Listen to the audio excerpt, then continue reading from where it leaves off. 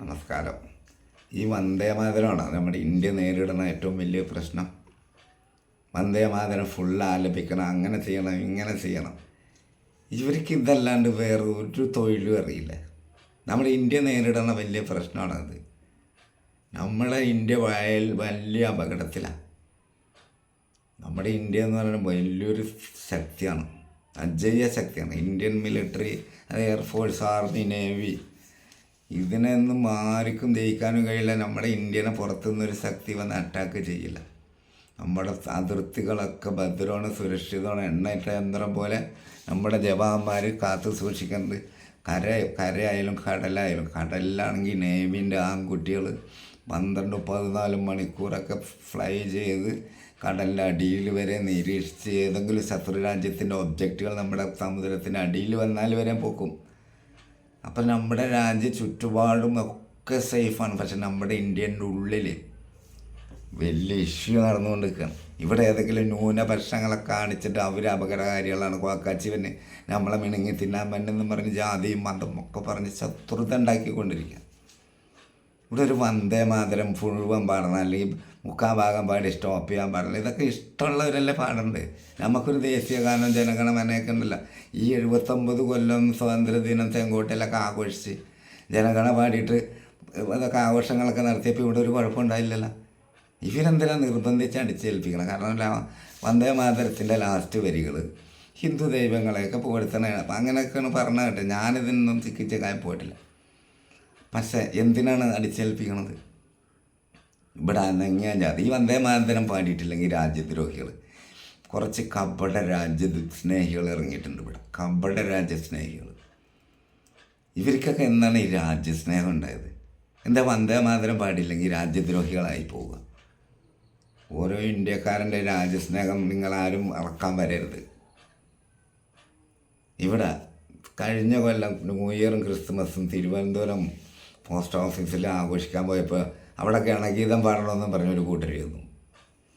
തിരുവനന്തപുരത്ത് നിന്ന് ബാംഗ്ലൂർ വന്ദേമാരുതി ഇനാഗുറേഷൻ ട്രിപ്പിന് ഗണഗീതം പാടണവർ പാടിക്കോട്ടെ. പക്ഷെ വേറൊരാൾ പാടണമെന്നും പറഞ്ഞ് അടിച്ചേൽപ്പിക്കണം. എന്ത് കാര്യത്തിന്? വലിയ അജയ ശക്തിയാണ്, ആരും തോൽപ്പിക്കാനില്ലെന്നും പറഞ്ഞ് അഹങ്കാരത്തോടുകൂടി എല്ലാവരെയും പുച്ഛിച്ച് നിന്ന് വെറും കോക്രോച്ച് ജനതാ പാർട്ടി എന്ന് പറയും. ഇന്നലെ മുളച്ച തകര പോലത്തെ പിള്ളേർ ഒരു മന്ത്രിനെ രാജിവെച്ചില്ല. എന്നാലെങ്കിലും ഓർത്തൂടെ, ഇന്ത്യയിലെ യുവാക്കൾ ഭയങ്കര ശക്തിയാണെന്ന് ഇപ്പോൾ ആഗസ്റ്റ് 15 പ്രധാനമന്ത്രി പ്രസംഗിച്ച്. ഈ പിള്ളേരെ തന്നെയാണ് പേപ്പട്ടിനെ തല്ലണ ചെങ്കോട്ടയിൽ ജന്തർ മന്ത്രിൽ പട്ടിക തറച്ച ആണി വെച്ച് അടിച്ച് തല്ലിപ്പൊളിച്ച് പെല്ലറ്റ് വെച്ച് ഫയർ ചെയ്ത് ഒരു പെൺകുട്ടീൻ്റെ തല അടിച്ച് പൊളിച്ച് ICUവിൽ ആക്കി. ഇതൊക്കെ യുവാക്കൾ തന്നെയല്ലേ? RSSൻ്റെ നേതാവ് മോഹൻ ഭഗത് എന്താണ് പറഞ്ഞത്?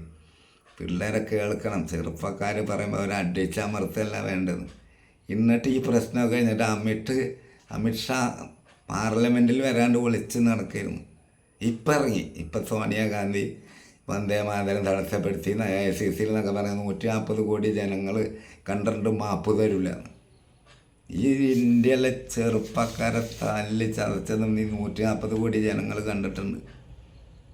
ചെറുപ്പക്കാർക്ക് പണി കൊടുക്കണം. ആദ്യം പ്രധാനമന്ത്രി പുകഴ്ത്തിയിട്ട് കാര്യമില്ല. 2047 ഇവിടെ സെറ്റാക്കുന്നു. ഇവിടെ സെറ്റാകാൻ പോകില്ല. ഇവിടുത്തെ കോർപ്പറേറ്റുകൾക്ക് തീരെഴുതി കൊടുത്തു പോയി ഇവിടുത്തെ തൊഴിൽ നിയമങ്ങൾ. 8 മണിക്കൂർ ജോലി, 8 മണിക്കൂർ വിശ്രമം, 8 മണിക്കൂർ വിനോദം എന്നുള്ള പോളിസി ലോകവ്യാപകമാണ്. അത് ഇന്ത്യയിലില്ല. ഇപ്പോൾ 12 മണിക്കൂർ വേണമെങ്കിൽ ജോലി എടുപ്പിക്കുക കോർപ്പറേറ്റുകൾക്ക്. കൂട്ടത്തോടുകൂടി പിരിച്ചുവിടാം. ഇന്ത്യൻ്റെ സമ്പത്ത് മുഴുവനും അദാനി, വേദാന്ത, അംബാനീൻ്റെയൊക്കെ കയ്യിലാണ്. ഭൂമിൻ്റെ അടിയിലുള്ള ധാതുക്കൾ കൽക്കരി അടക്കം മാന്തി കൊണ്ടുപോകാൻ അവർക്ക് പെർമിഷൻ കൊടുത്തു. ആരവല്ലി കാടുകളൊക്കെ മന്യാധീനപ്പെട്ടു. കടലിനടിയിൽ റിഗ് ഉണ്ടാക്കാനും നമ്മുടെ എണ്ണ സമ്പത്ത് ഊറ്റാനും അംബാനിനെ ഏൽപ്പിച്ച്. തുറമുഖങ്ങൾ മുഴുവനും അദാനി, എയർപോർട്ടുകൾ അദാനി. ഇനി എന്താ വിൽക്കാൻ ബാക്കി? 55 ലക്ഷം ചെറുപ്പക്കാരാണ് അമേരിക്കയിൽ മാത്രം സായിപ്പിൻ്റെ ചന്തി കഴുകാൻ പോയി കിടക്കണം. കൺട്രോളർ പണിക്ക് പോയേക്കണം. കാനഡ, യൂറോപ്പ് ലക്ഷങ്ങൾ വേറെ, ഗൾഫ് രാജ്യങ്ങളിൽ വേറെ. ഇന്ത്യയിൽ എന്ത് മാങ്ങാത്തൊലിയുള്ളത്. ഇവിടെ ഒന്നുമില്ല. എന്നിട്ട് വിദേശത്ത് പോയി ഏതെങ്കിലും മന്ത്രിമാരൊക്കെ ക്ഷയിക്കാണ്ട് കുലുക്കി ഇവിടെ വികസനം കൊണ്ടുപോകുക, ഇങ്ങോട്ട് നിക്ഷേപം കൊണ്ടുപോകാന്ന് പറയുമ്പോൾ അവർ വരും. കാരണം അവരുടെ നാട്ടിലൊക്കെ ഒരു വ്യവസായം നടത്തണമെങ്കിൽ കണക്കില്ലാത്ത ആനുകൂല്യങ്ങൾ കൊടുക്കണം. ഇവിടെ അത് കൊടുക്കണ്ട. 12 മണിക്കൂറും പണിയെടുപ്പിക്കുക, നട്ടെല്ലൊടിക്കാം, ഇഷ്ടമുള്ളപ്പോൾ പിരിച്ചു വിടാം. പിന്നെ ഇവിടെ കൊണ്ടുവന്ന് നിക്ഷേപം ഇറക്കൂലേ. വന്ദേ മാതരം പാടിയില്ലെങ്കിലാണ് കുഴപ്പം. എന്തൊരു എത്ര കാലം ഈ ഊടായ്പും കൊണ്ടൊക്കെ ഇവർ ജീവിക്കും? ജാതി, മതം, പശു, അമ്പലം, രാജ്യസ്നേഹം, രാജ്യദ്രോഹി. ഇപ്പം UGC പരീക്ഷ കൊളായി. 3 പേപ്പറും ഇനിയിപ്പോൾ പുനർപരീക്ഷ അടുത്ത സെപ്റ്റംബർ 8, 9, 10 നടത്താൻ പോവുക. അപ്പോൾ പറയും ജോർജ് സോറൻ്റെ പണിയാണ്. എല്ലാത്തിനും രാജ്യദ്രോഹികൾ, വിദേശ ഗൂഢശക്തികൾ എന്നൊക്കെ പറഞ്ഞ തരികിട നമ്പറൊക്കെ ഇറക്കി അത് വിശ്വസിക്കാൻ കുറേ ചെറുപ്പക്കാർ. എല്ലാവരും ഒന്ന് ചിന്തിച്ച് നോക്കിയാൽ വന്ദേ മാതരമാണ് നമ്മുടെ ഇന്ത്യ രാജ്യം നേരിടുന്ന വലിയ പ്രശ്നം. ഇവിടെ ജാതി, മതം, അയിത്വമൊക്കെ രണ്ടാമത് വരാണ്ട് നിൽക്കണമെങ്കിൽ, ഇന്ത്യക്ക് കിട്ടിയ സ്വാതന്ത്ര്യം നിലനിൽക്കണമെങ്കിൽ നമ്മൾ ചെറുപ്പക്കാർ ശരിക്കും ചിന്തിക്കണം.